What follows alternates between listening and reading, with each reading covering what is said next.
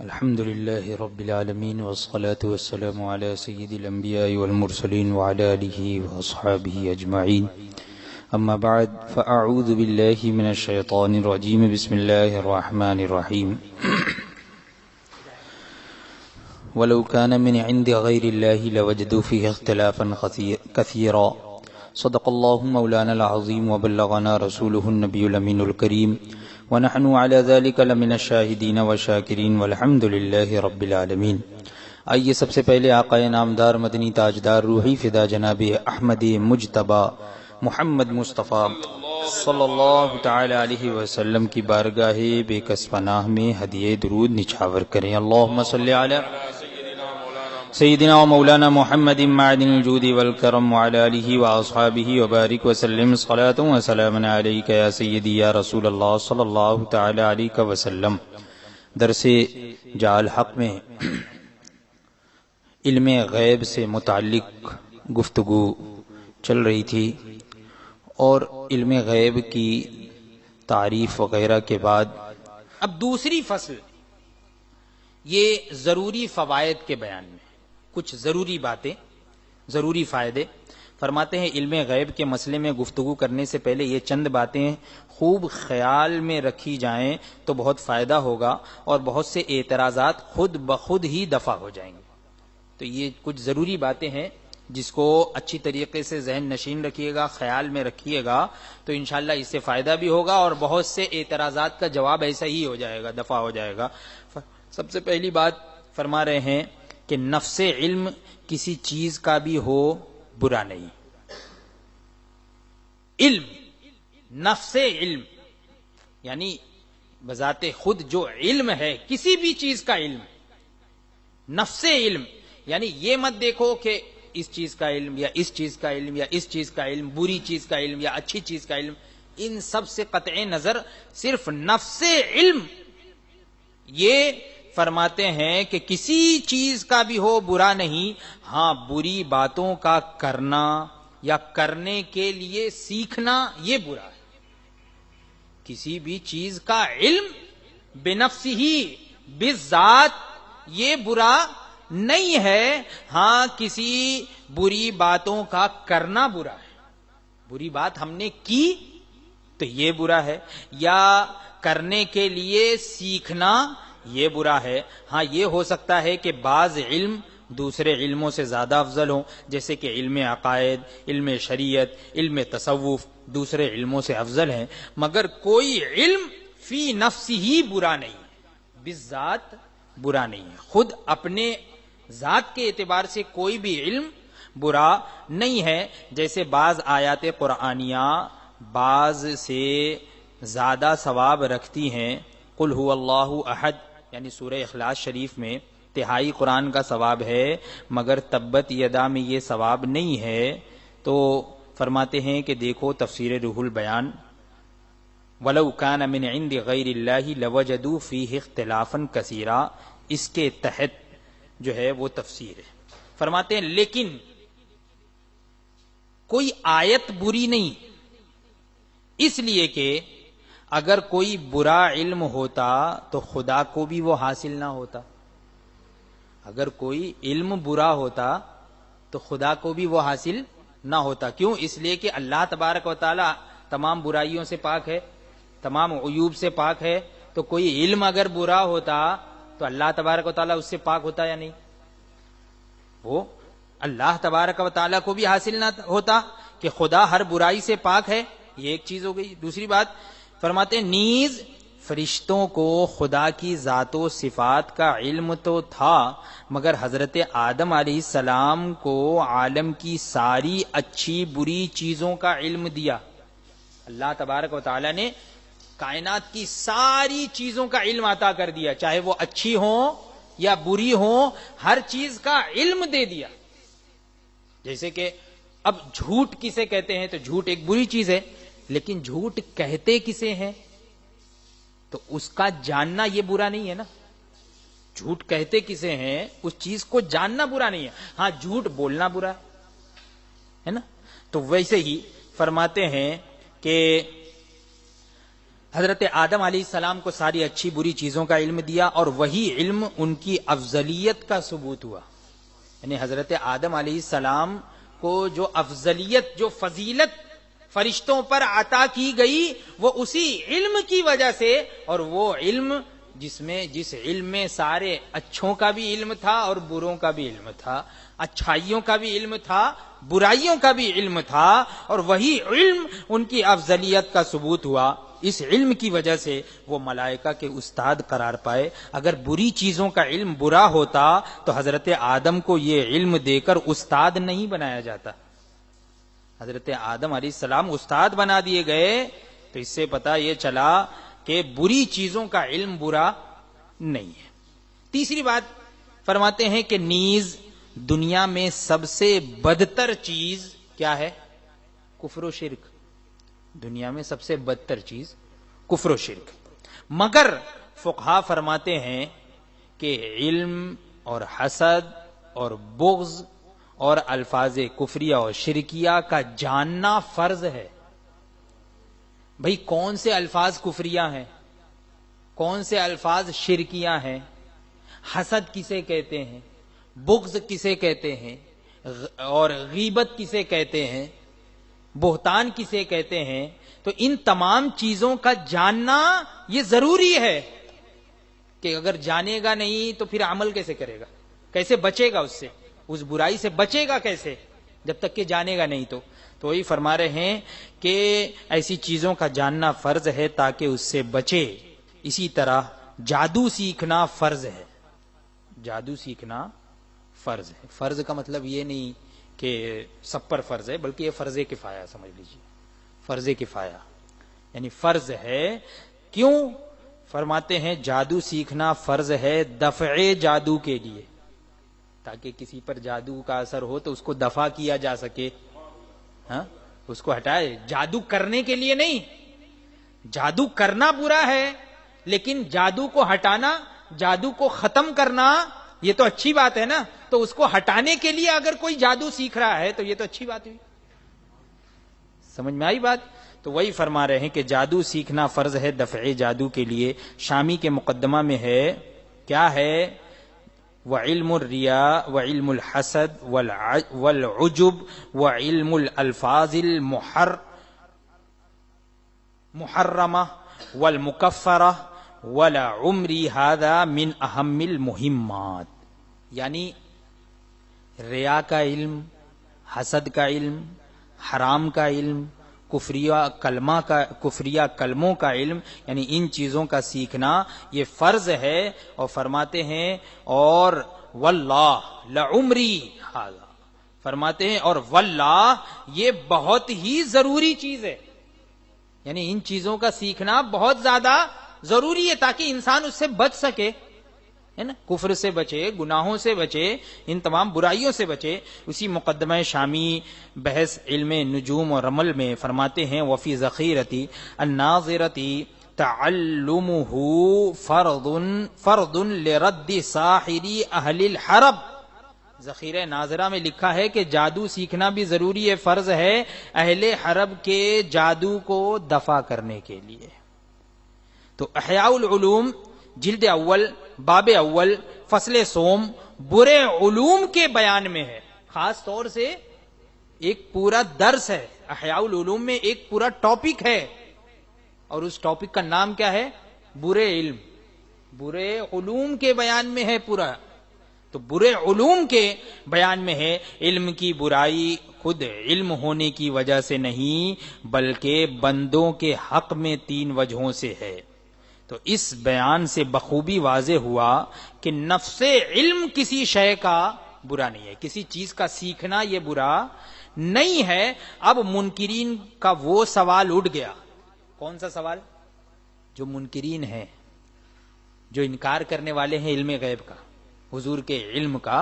تو منکرین کا وہ سوال اٹھ گیا کہ حضور علیہ السلام کو بری چیزوں، چوری، زنا، جادو، اشعار کا علم نہیں تھا کیونکہ ان کا جان غیب ہے. بتاؤ خدا کو بھی ان کا علم ہے یا نہیں؟ خدا کو بھی ان چیزوں کا علم ہے یا نہیں؟ یعنی زنا کا علم، جادو کا علم، چوری کا علم، اشعار کا علم، ہاں تو یہ ایک ان پر اعتراض کر سکتے، یعنی جو اعتراض کرنے والے حضور پر اعتراض کریں تو ان سے جو ہے وہ آپ خود سوال کر لیں کہ بتاؤ اللہ تبارک و تعالیٰ کو ان کا علم ہے یا نہیں، جادو کا علم ہے یا نہیں، تو پھر جادو کیوں نہیں کیا، ہے نا؟ یا زنا کا علم ہے یا نہیں، چوری کا علم ہے یا نہیں، اللہ تبارک و تعالیٰ تو ضروری نہیں ہے علم کی وجہ سے وہ چیز کی بھی جائے، یہ ضروری نہیں ہے، یہی بتانا ہے۔ اسی لیے فرماتے ہیں کہ اسی لیے انہوں نے شیطان اور ملک الموت کا علم حضور سے زیادہ مانا، یعنی یہ آپ تمہید ایمان میں بھی سن چکے ہیں کہ حضور اقدس صلی اللہ تعالی علیہ وسلم کے علم کے مقابلے میں شیطان اور حضرت ملک الموت کے علم کو ان منکرین نے زیادہ جانا، کہ شیطان کا علم زیادہ ہے۔ تو کس وجہ سے زیادہ جانا؟ یعنی شیطان کو جو ہے وہ چوری کا بھی علم ہے، زنا کا بھی علم ہے، اتنے سارے گناہوں کا علم ہے، تو یہ گناہ کا علم ہو یا چاہے جو بھی علم ہو تو علم میں وہ زیادہ ہو گیا، اور حضور کو ان تمام چیزوں کے، ان برائیوں کا علم نہیں ہے، یعنی برا ہونے کی وجہ سے ان لوگوں نے اگر نفی کی ہے تو یہ بھی غلط ہے۔ کیوں؟ اس لیے کہ کسی چیز کا علم ہونا الگ بات ہے اور اس کا کرنا الگ بات ہے۔ سمجھ میں آئی بات؟ تو ہمارا عقیدہ اور ایمان یہ ہے کہ حضور کو ان تمام چیزوں کا بھی علم ہے نا، لیکن انبیاء کرام تو معصوم ہیں، گناہوں سے معصوم ہے، معصوم عن الخطا ہے، خطا سے اللہ تبارک و تعالیٰ نے محفوظ رکھا ہے، معصوم رکھا ہے، تو اس لیے ان سے گناہ سرزد نہیں ہوتا۔ تو فرماتے ہیں کہ اسی لیے انہوں نے شیطان اور ملک الموت کا علم جو ہے وہ حضور سے زیادہ مانا۔ تو یہ تو ایسا ہی ہو گیا جیسے کہ مجوسی کہتے، مجوسی، یہ مجوسی جو ہیں تو مجوسیوں کا عقیدہ یہ ہے کہ خالق جو ہے وہ دو ہے، مجوسیوں کا یہ عقیدہ ہے کہ پیدا کرنے والے خالق دو ہیں، ایک اچھائیوں کا پیدا کرنے والا، ایک برائیوں کا پیدا کرنے والا، ایک اچھی چیزوں کا پیدا کرنے والا، ایک بری چیزوں کا پیدا کرنے والا، اس طریقے سے۔ اور وہ یہ کہتے ہیں کہ اچھی چیزوں کا پیدا کرنے والا خالق، اس کا نام ہے یزدان، اور بری چیزوں کا پیدا کرنے والا جو خالق ہے تو اس کا نام ہے شیطان۔ اس طریقے سے یہ مجوسی کہتے ہیں، مجوسیوں کا یہ عقیدہ ہے کہ خالق دو ہیں۔ فرما رہے ہیں کہ یہ تو ایسا ہوا جیسے مجوسی کہتے ہیں کہ خدائے پاک بری چیزوں کا خالق نہیں ہے، کیونکہ بری چیزوں کا پیدا کرنا بھی برا ہے، معاذ اللہ، بری چیزوں کا پیدا کرنا بھی برا ہے، نعوذ باللہ من ذالک۔ اگر علم جادو برا ہے تو اس کی تعلیم کے لیے رب کی طرف سے دو فرشتے ہاروت اور ماروت کیوں زمین پر اترے؟ اگر جادو کا علم برا ہوتا تو وہ جادو سکھانے کے لیے فرشتے آسمان سے اترے، سکھانے کے لیے، ہاروت اور ماروت یہ دو فرشتے یہ جادو سکھانے کے لیے اترے، کیوں اترے؟ اگر جادو کا علم برا ہوتا تو کوئی بھی علم بنفسہ فی نفسہ برا نہیں ہوتا ہے، یہی بتانا ہے۔ موسیٰ علیہ السلام کے جادوگروں نے جادو کے علم کے ذریعے سے حضرت موسیٰ علیہ السلام کی حقانیت کو پہچان لیا، ان کی حقانیت پہچانی اور آپ پر ایمان لائے۔ دیکھو علم جادو ایمان کا ذریعہ بن گیا، جادو کا علم یہ ایمان کا ذریعہ بنا یا نہیں؟ یعنی وہ جادوگر، جادو انہوں نے سیکھا، ان لوگوں نے، جادوگروں نے، اور جادوگروں نے جو جادو سیکھا تو اب پہچان لیا حضرت موسیٰ علیہ السلام کو، حضرت موسیٰ علیہ السلام کی حقانیت کو پہچان لیا کہ یہ جو انہیں عطا کیا گیا ہے یہ جادو نہیں بلکہ کوئی اور چیز ہے۔ تو جادو ہی کے ذریعے سے وہ لوگ داخل اسلام ہوئے یا نہیں؟ اگر جادوگر نہیں ہوتے تو مسلمان نہیں ہوتے، جادوگر تھے تو اس لیے اسلام لے آئے۔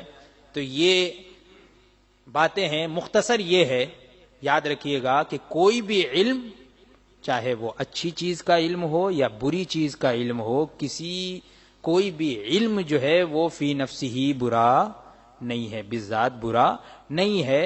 ہاں اس کا کرنا یہ برا ہے، یا اس کے کرنے کے لیے جو ہے کسی برے کام کے کرنے کے لیے سیکھنا یہ برا ہے. یعنی اس نیت سے جادو ہم سیکھ رہے ہیں کہ ہم لوگوں پہ جادو کریں گے، تو یہ سیکھنا یہ حرام. اس نیت سے سیکھنا یہ برا ہے. اور اگر اس نیت سے کسی نے سیکھا کہ دفع جادو ہو، جادو دفع کیا جائے، تو اس نیت سے اگر کسی نے جادو سیکھا تو یہ برا نہیں ہے. لیکن اس میں بھی یہ یاد رکھیے گا کہ وہ جادو جس میں الفاظ کفریہ نہ ہوں، الفاظ شرکیہ نہ ہو، کہ جن کی وجہ سے جو ہے وہ کفر لازم آ جائے، شرک لازم آ جائے، تو ایسے الفاظ نہ کہنے پڑتے ہوں. وہ علم، جادو کا علم جو ہے وہ جائز ہے، جبکہ اس نیت سے کوئی سیکھے کہ جادو کو وہ دفع کر سکے. تو یہ ایک بات، پہلی چیز جو ہے یہاں پر ذکر ہو گئی. ایک فائدہ ذکر ہو گیا کہ کوئی بھی علم فی نفسی ہی برا نہیں ہوتا. اب دوسرا فائدہ ارشاد فرماتے ہیں مصنف جاء الحق حضرت علامہ مفتی احمد یار خان نعیمی علیہ رحمت و رضوان، کہ دوسرا فائدہ یہ ہے کہ سارے انبیاء اور ساری مخلوق کے علوم حضور صلی اللہ تعالی علیہ وسلم کو عطا ہوئے. یہ بھی ایک فائدے کی چیز ہے، یعنی اس کو یاد رکھنا ہے، نوٹ کرنا ہے. پہلی بات ایک نوٹ کر لی کہ کوئی بھی نفس علم برا نہیں ہے. اب چاہے وہ کسی بھی چیز کا علم ہو، جادو ٹونے کا علم ہو یا کسی بھی چیز کا علم ہو، نفس علم برا نہیں ہے. دوسرا فائدہ یہ نوٹ کرنے کی بات کہ سارے انبیاء اور ساری مخلوق کے علوم حضور صلی اللہ تعالی علیہ وسلم کو عطا ہوئے. اس کو مولوی قاسم نانوتوی نے تہذیب الناس میں بھی مانا ہے، جس کے سارے حوالے آتے ہیں.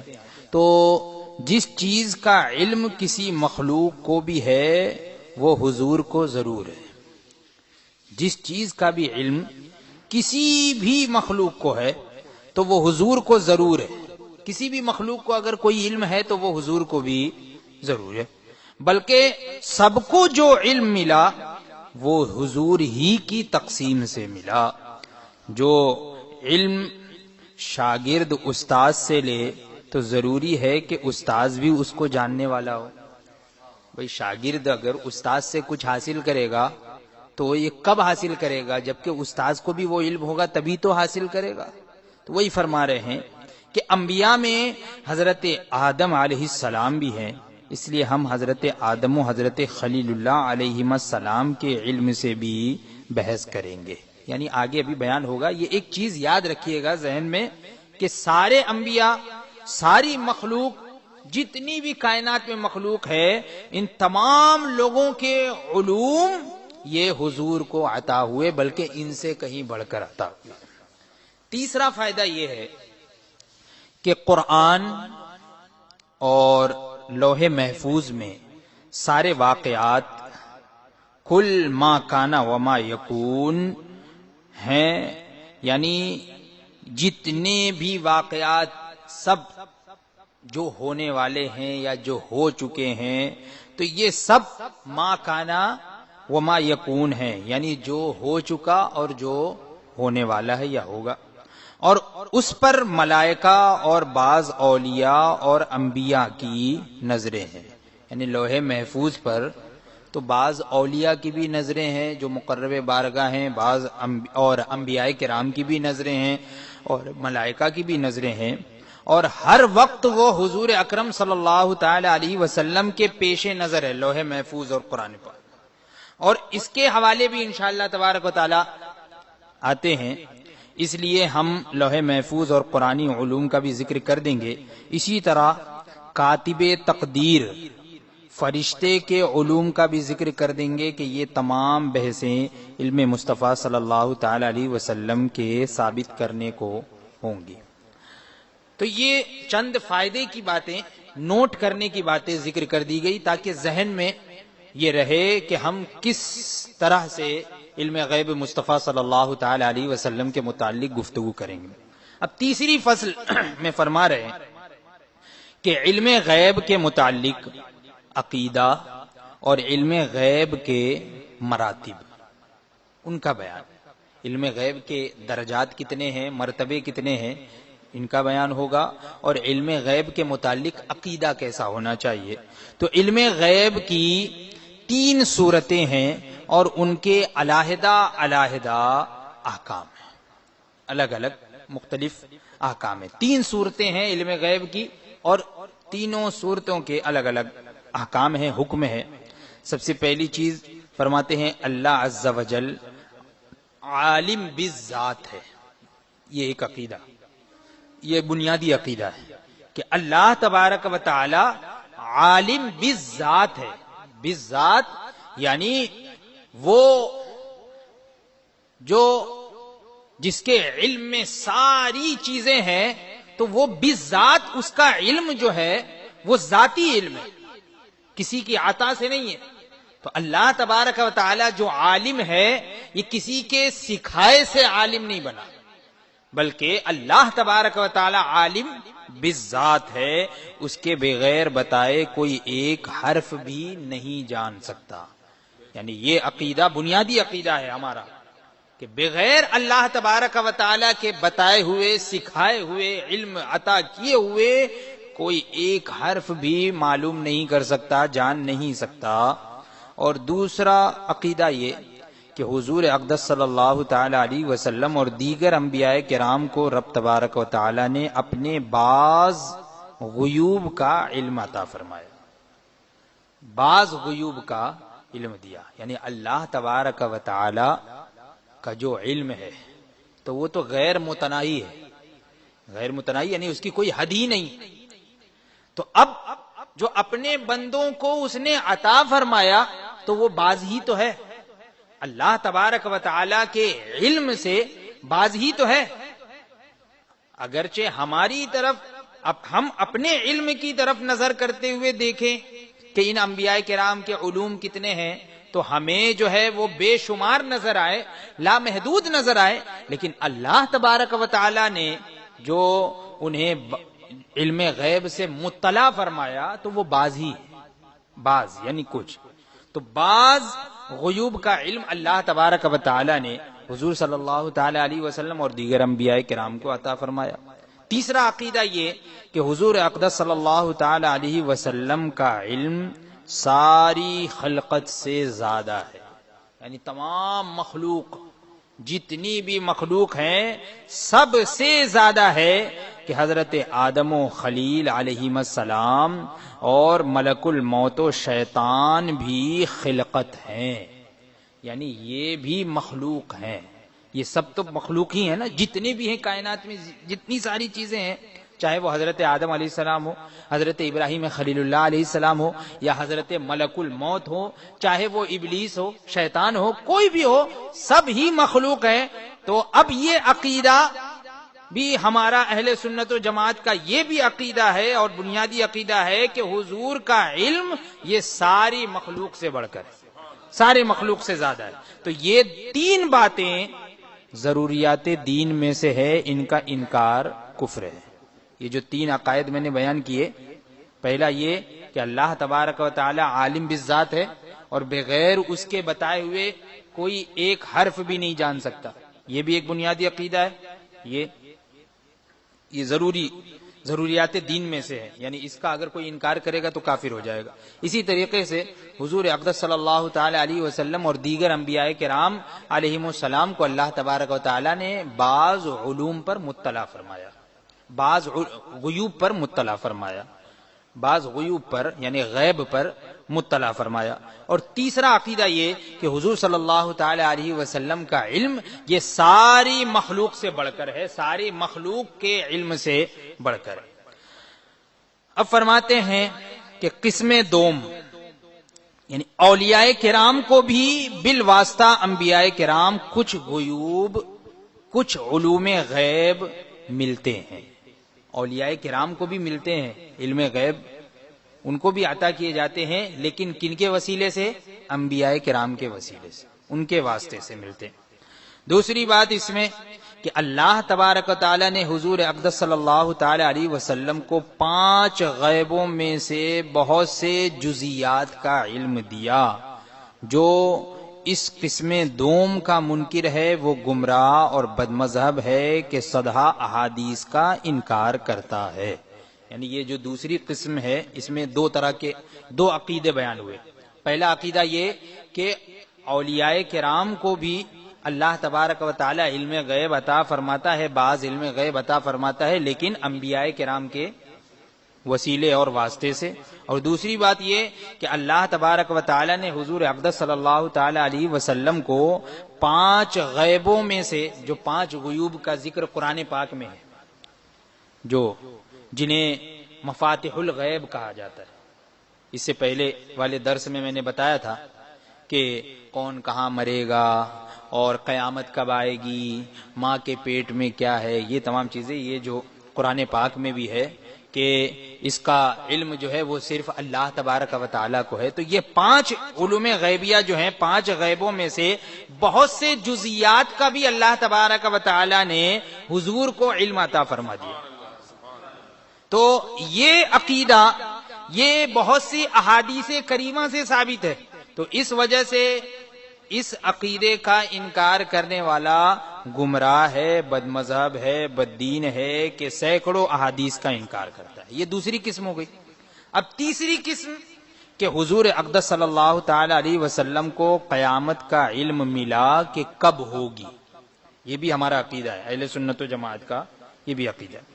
اور دوسری بات یہ کہ تمام گزشتہ اور آئندہ واقعات جو لوح محفوظ میں ہیں ان کا بلکہ ان سے بھی زیادہ کا علم حضور کو دیا گیا، حضور کو ان سے بھی زیادہ کا علم دیا گیا۔ اور تیسرا عقیدہ یہ کہ حضور علیہ الصلاۃ والسلام کو حقیقت روح اور قرآن کے سارے متشابہات کا بھی علم عطا فرما دیا گیا۔ یعنی قرآن پاک میں جو متشابہات ہیں، آیات متشابہات، یعنی جن کا معنی اللہ تبارک و تعالی بہتر جانتا ہے، تو ہمارا عقیدہ یہ ہے کہ اللہ کی عطا سے حضور بھی جانتے ہیں۔ جیسے کہ الف لام میم، حامیم، حامیم عین سین قاف صاد، یہ طٰہٰ وغیرہ۔ اور اس کے علاوہ جو متشابہات اور بھی ہیں، یعنی جس میں اللہ تبارک و تعالیٰ کے ہاتھ کا ذکر ہے، پکڑ کا ذکر ہے، یا دوسری ایسی چیزوں کا ذکر ہے کہ جس سے جسم ہونا ظاہر ہوتا ہے، یعنی ظاہری معنی میں جسم پر وہ چیز بولی جاتی ہے، اور اللہ تبارک و تعالیٰ جسم و جسمانیات سے پاک ہے۔ تو اب یہ بھی متشابہات میں سے، یعنی اس کا معنی اللہ تبارک و تعالیٰ بہتر جانتا ہے اور اللہ کی عطا سے حضور بہتر جانتا ہے۔ تو یہ ہمارا عقیدہ ہے کہ حضور علیہ السلام کو حقیقت روح اور قرآن کے سارے متشابہات کا علم اللہ تبارک و تعالیٰ نے عطا فرما دیا۔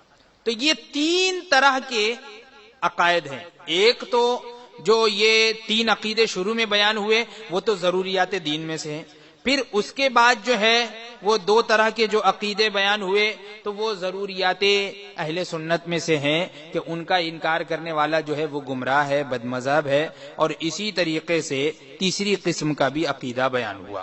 اب چوتھی فصل میں فرما رہے ہیں کہ جب علم غیب کا منکر اپنے دعویٰ پر دلیل قائم کرے، ایک ہوتا ہے دعویٰ کرنا، علم غیب کا جو منکر ہے، یعنی جو یہ کہتا ہے معاذ اللہ کہ حضور اقدس صلی اللہ تعالی علیہ وسلم کو بالکل علم غیب ہے ہی نہیں، معاذ اللہ۔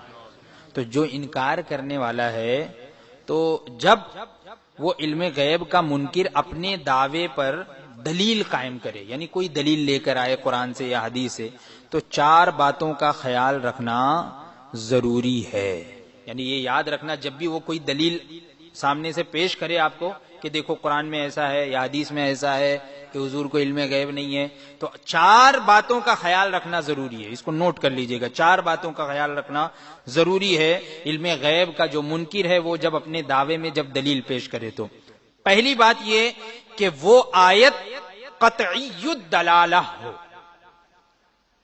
قطعی الدلالہ، یعنی جس کے معنی میں چند احتمال نہ نکل سکتے ہوں، قطعی الدلالت کا معنی ہوتا ہے کہ بالکل واضح طور پر اس کا صرف ایک ہی میننگ ہو، ایک ہی مفہوم، ایک ہی مراد نکل سکتی ہو، چند احتمالات نہیں نکل سکتے ہوں کہ یہ بھی معنی ہو سکتا ہے، یہ بھی مراد ہو سکتا ہے، یہ بھی مراد ہو سکتا ہے. ایسا نہ ہو، بلکہ وہ آیت کریمہ ایسی ہو کہ قطعی ہو دلالت کے طور پر، یعنی دلالت کرنے میں اس چیز پر، کس چیز پر کہ ہاں حضور کو علم غیب نہیں ہے، اس چیز پر وہ بالکل قطعی طور پر دلالت کرتی ہو، یعنی کوئی اور معنی مراد ہونے کا احتمال نہ ہو.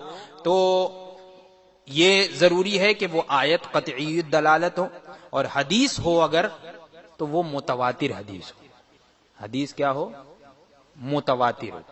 حدیث متواتر کہتے ہیں ایسی حدیث کہ حضور اقدس صلی اللہ تعالی علیہ وسلم سے لے کر اور حدیث بیان کرنے والے تک، یعنی کسی محدث نے یہ حدیث بیان کی، جیسے کہ امام بخاری نے حدیث بیان کی، یا آج تک، تو وہ حدیث جو ہے ہر زمانے میں اتنے لوگوں نے اس کو روایت کیا ہے کہ ان کا جھوٹ پر متفق ہونا محال ہے.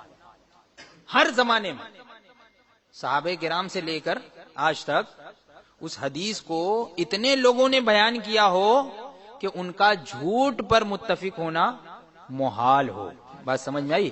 یعنی ہر زمانے میں بہت سارے لوگوں نے اس حدیث کو بیان کیا ہو، اس کو کہتے ہیں متواتر، یعنی کئی جماعتوں نے بیان کیا ہو.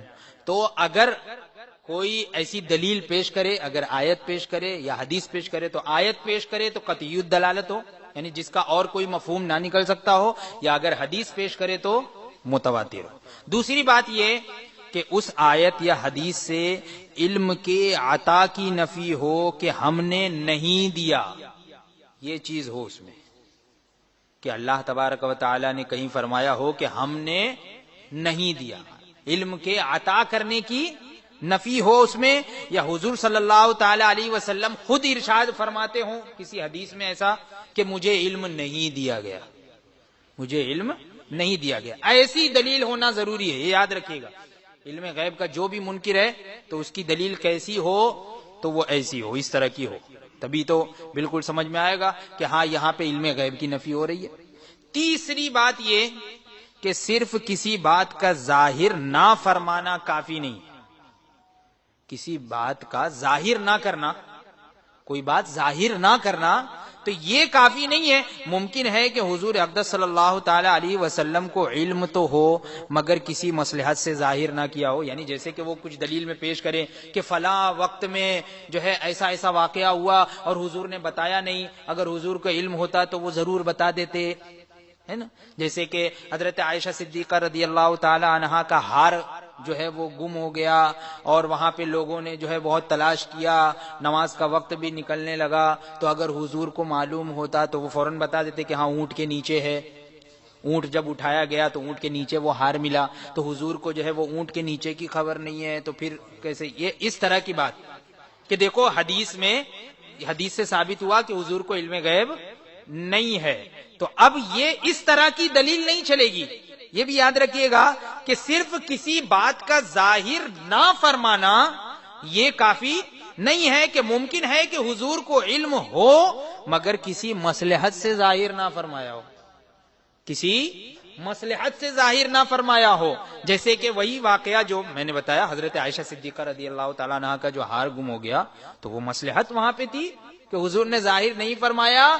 اور دیکھیے وہاں پر ایسی جگہ وہ ٹھہرے ہوئے تھے کہ نماز کا وقت آ گیا اور وہاں پہ پانی نہیں تھا، لوگوں کے پاس پانی نہیں تھا کہ اس سے وضو کر سکے، تو اسی وقت آیت تیمم نازل ہوئی. یہ مصلحت تھی کہ آیت تیمم نازل ہوئی، اور پھر اس کے بعد پتا چلا کہ اگر پانی موجود نہ ہو، پانی پر استطاعت نہ ہو، تو تیمم سے بھی طہارت ہو سکتی ہے، مٹی سے بھی طہارت حاصل ہو سکتی ہے. تو یہ وہی بتا رہے ہیں کہ مگر کسی مصلحت سے حضور نے ظاہر نہیں فرمایا ہو. اسی طرح حضور کا یہ فرمانا کہ خدا ہی جانے، اللہ عالم، اللہ تعالیٰ بہتر جانے، تو یہ اللہ کے سوا کوئی نہیں جانتا، یا مجھے کیا معلوم، اس طرح کی جو جملے ہیں حضور کے اگر اقوال میں سے ہیں تو یہ سب بھی کافی نہیں ہوں گے دلیل میں، یعنی علم غیب کی نفی کی دلیل میں اس طرح کی باتیں بھی یہ کافی نہیں ہوں گی کہ مجھے کیا معلوم یا خدا ہی جانے یا اللہ کے سوا کوئی نہیں جانتا، کہ یہ کلمات کبھی علم ذاتی کی نفی کو ہوتے ہیں اور کبھی مخاطب کو خاموش کرنے کے لیے ہوتے ہیں، یعنی سامنے والے کو خاموش کرنے کے لیے ہوتے ہیں، اور اگر یہاں پہ یہ ہے کہ اللہ ہی جانے تو علم ذاتی کو ثابت کرنے کے لیے ہوتے ہیں کہ اللہ تبارک و تعالی کے پاس جو علم ہے وہ علم بالذات ہے، علم ذاتی ہے، اور دوسرے مخلوق کو جو علم ہے، حضور کو جو علم ہے وہ علم عطائی ہے، تو یہ ہمارا بھی عقیدہ ہے، تو اس طرح کی بھی دلیل نہیں چلے گی۔ چوتھی بات یہ بھی نوٹ یاد رکھیے گا کہ جس کے لیے علم کی نفی کی گئی ہو وہ واقعہ ہو اور قیامت تک کا ہو، جس کے لیے علم کی نفی کی گئی ہو تو وہ واقعہ ہو، یعنی واقع ہونے والی چیز ہو یا واقع ہو چکی ہو، ایسا کوئی ہو واقعہ، اور قیامت تک کا ہو، یعنی قیامت تک کے درمیان کا کوئی ایسی چیز، ورنہ کل صفات الہیہ اور بعد قیامت کے تمام واقعات کے علم کا ہم بھی دعویٰ نہیں کرتے،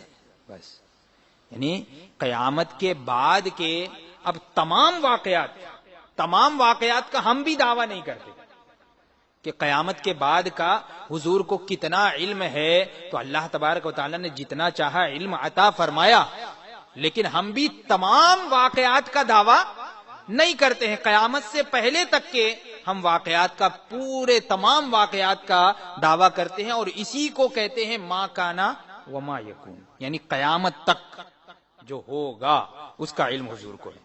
تو یہ 4 فصلیں خوب اچھی طریقے سے خیال میں رکھی جائیں، یہ 4 فصل یہ علم غیب سے متعلق تھی، علم غیب کی تعریف اور کچھ فائدے کی چیزیں، اور علم غیب کے متعلق کیسا عقیدہ رکھنا چاہیے، اور علم غیب کے کیا مراتب ہیں، اور پھر علم غیب کا کوئی منکر ہے، اگر انکار کرنے والا ہے تو وہ اپنے دعوے میں جو دلیل پیش کرے تو اس میں کیا کیا چیزیں ملحوظ ہونی چاہیے، کن باتوں کا خیال رکھنا ضروری ہے، تو یہ چند باتیں میں نے ذکر کر دی۔ اب انشاءاللہ تبارک و تعالی مین پوائنٹ جو بحث ہوگی اصل علم غیب سے متعلق، یعنی علم غیب کے ثبوت میں قرآن پاک کی آیتیں اور احادیث کریمہ، انشاءاللہ تبارک و تعالی اس کا